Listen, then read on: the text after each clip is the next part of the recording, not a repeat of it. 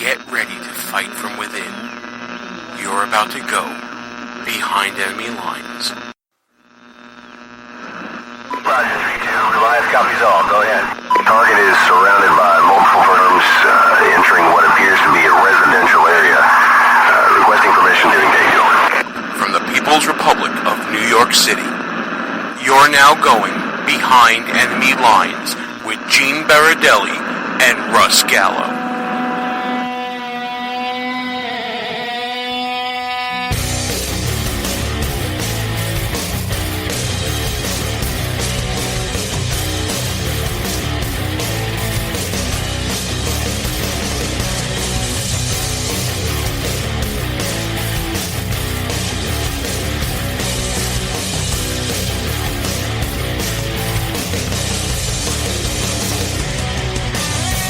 And you are now behind enemy lines.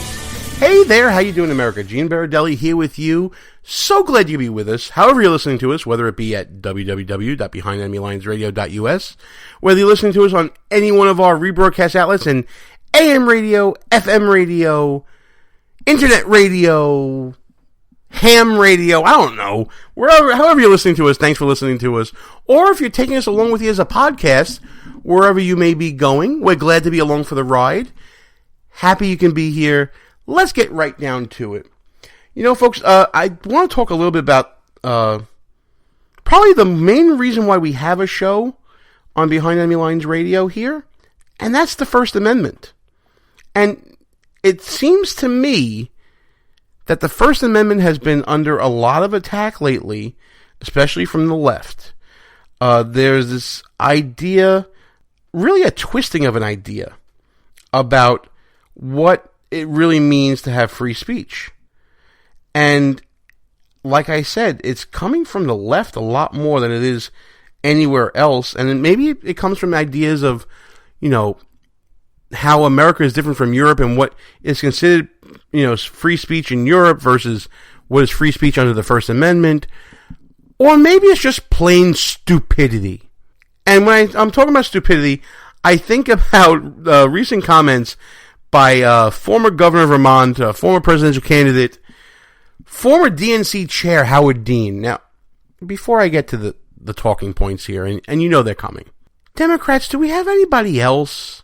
Or are we just going to recycle names every 20 years and just drag them up again? Howard Dean?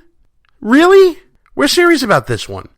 You folks may remember Howard Dean from his yeehaw moment when he was on the presidential tour, that unhinged squeal of joy, whatever it was. But here he comes again. And really, I'm rubbing my forehead when I'm thinking about this, folks, like a la Captain Picard here. Are we supposed to take this guy seriously when he starts espousing constitutional law, basically? I mean, listen, Howard Dean's a doctor, he's not a lawyer.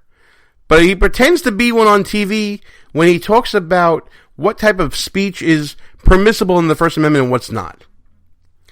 Howard Dean, and I can't get this out without chuckling, actually said hate speech is not protected by the First Amendment. Wrong. Absolutely wrong. Couldn't be wronger. Damn wrong. But instead of admitting that he was stupid, Howard Dean decided to double down and tried to couch his statements in a concept called fighting words in the law, saying that hate speech is really fighting words, and fighting words incite violence, and that's why it's not protected. And he actually cites a case called Chablinsky versus New Hampshire. Now, it wouldn't be Behind Enemy Lines if at some point I didn't tout the fact that I was a lawyer. So here we go. Chablinsky versus New Hampshire is one of those seminal First Amendment cases from the 1940s where a gentleman, Chablinsky, who was a Jehovah's Witness, and he attracted a crowd around him by basically disparaging people and institutions. He called religion a racket. He ended up being arrested for calling a city marshal a racketeer and a quote-unquote damned fascist. Now look at social media these days, folks. I get called names daily. I don't know about any of you, but I definitely get called names, fascist, rhino. It runs the gamut, right? So just imagine Howard Dean's world, where basically everyone on Facebook would have to be arrested. Everyone on Twitter, oh my goodness, Twitter would have to be arrested because these terms, these utterances are so hateful that they are not considered free speech. Wrong. Damn wrong, Howard Dean. The Supreme Court ruled that this violation, it was actually ended up being a conviction. Jablinski was actually criminally charged and convicted based upon a New Hampshire law that made, offensive, derisive utterances in the street a crime, believe it or not. And because those statements, supposedly according to New Hampshire law, had a tendency to cause acts of violence. The Supreme Court said, no, that's not how it works. The words because the epithets he used were words that by their utterance inflict injury or tend to incite an immediate breach of the peace. That doesn't mean that it violates the First Amendment. Wrong, damn wrong, Howard Dean. It's absolutely ridiculous for Howard Dean to go out there and try to rewrite constitutional law. I'm sorry, sir. It's just not your forte. Stick to shouting utterances in political rallies, and you'll do just fine. Oh, boy. But you know what? If this was the only instance of, stupidity when it comes to the First Amendment, it would just be a buffoon of the week segment. But it's become more serious than that. As we've seen on the campus of UC Berkeley. First with Milo Yiannopoulos and the rioting and the breaking up of stuff that happened there. And the suppression on college campuses of anything that anyone thinks is offensive or that they needed a safe space from, or whatever the case may be. The generation of wussies that we're developing with this idea of safe spaces and protection from things we disagree with. We're seeing an attack on the First Amendment it's almost generational at this point. The latest incident, of course, back at UC Berkeley now with Ann Coulter. Ann Coulter, of course, was invited by the Berkeley College Republicans, along with America's Federation, to speak on campus this week. Initially, it was all approved by Berkeley, but the invitation was since rescinded and then put back on for a later date, according to officials at University of California, because they couldn't guarantee safety of the attendees and the speaker of the event. Well, it looks like the college Republicans have gotten themselves a lawyer, a San Francisco Republican attorney. And by the way, ma'am, and we're going to get your name on the show in a minute, kudos to you for being way behind enemy lines. That is just a moment in time that I will always remember now and cherish, knowing that there is another attorney out there fighting the good fight in the People's Republic of San Francisco. It's good to see, and thank goodness that you're doing it. Again, we're going to get your name on the show in a second, but a lawsuit has been filed, a civil rights suit. And the contents of the suit are basically simple, claiming that Janet Napolitano, who runs University of California right now, need I say more about University of California after saying that? Now that you know that, folks, the lawsuit basically says that the suppression of conservative speech, like what Ann Coulter does, and by the way, the legal team is being led by Harmeet Dhillon. That's Dhillon. Salute you, ma'am. Thank you so much for doing this. Filed in district court in San Francisco, saying that the efforts of UC Berkeley, once known as the birthplace of the free speech movement, in restricting and stifling the speech of conservative students is beyond the pale and must be stopped. I wish them luck in their speech, in their efforts to fight for free speech. Do you remember a time, folks, when conservatives, liberals, progressives, middle-of-the-road moderates, independents, they all believed in this idea of, while I may not agree with what you want to say, I will fight to the death your right to be able to say it.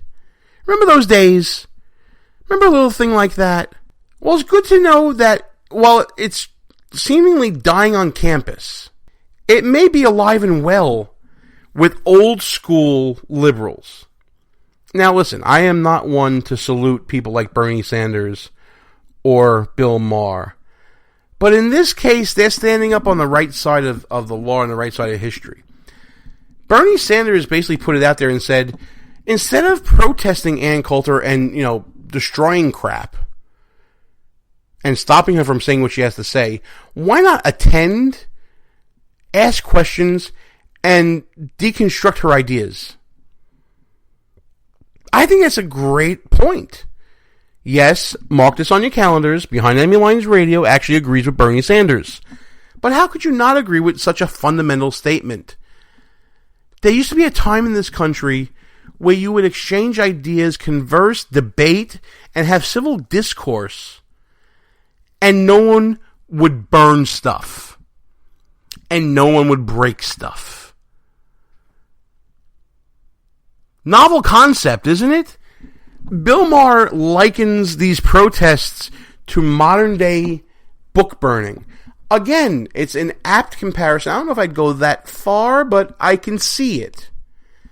The idea of suppressing ideas, destroying them, at the source, and not putting up a novel argument or even a stupid argument. It shows two things. Point one, it shows you're stupid. Yeah, I put a little more Brooklyn into that one than normally. Stupid with two O's. Folks, if you don't have an argument, don't come at people. Wouldn't it be so much better to say, I disagree and here's why, and then to give your points? You know what? I do it on Facebook all the time. I love talking more to my liberal friends than I do to my conservative friends lately because I'm able to converse with them, present ideas, provide support for my ideas. They do the same thing to me, and we all get along and we all benefit from having had the discussion. Isn't that a novel idea, folks? Instead of just getting into flame wars and ad hominem attacks and, talking about people's mothers and all this other nonsense, the internet equivalent of burning stuff. Come up with an idea of your own. Come up with your own viewpoint. Come up with an opinion. Back up that opinion. Challenge authority. Challenge opinions. That's what this life's all about, folks. Don't be stupid. So one thing it shows is you're stupid. The other thing it shows is that you're scared. That you're running scared. These protesters, whether they're students, adjutants, whatever they are, the fact that they want to stop the speeches of Ann Coulter and Milo Yiannopoulos is just giving them more power behind their words. But it also shows the fear behind a free exchange of ideas. This idea of groupthink in progressive circles is really showing the weaknesses, not only in the failure to build a bench of future leaders, and we have to recycle the Howard Deans of the world, but now you're scared to even hear someone else's opposite viewpoint, and you'd rather label it as hate speech and try to suppress it in violation of our fundamental rights than actually listen, maybe learn something, or at the very least challenge the idea at the point of attack where it should be, in civil discourse and debate. That is the main problem here, folks. You're stupid and you're scared if you don't want to let Ann Coulter speak. You know what? Ann Coulter is not a big deal, to be perfectly honest. Yes, some ideas are inflammatory. Some of them very, very much are. Her viewpoint on immigration can be deemed crude. I get it. I understand. I feel you. However, I have to say, folks, what's there so much to be afraid of? It's an idea. You disagree with her policies on immigration? What do you want to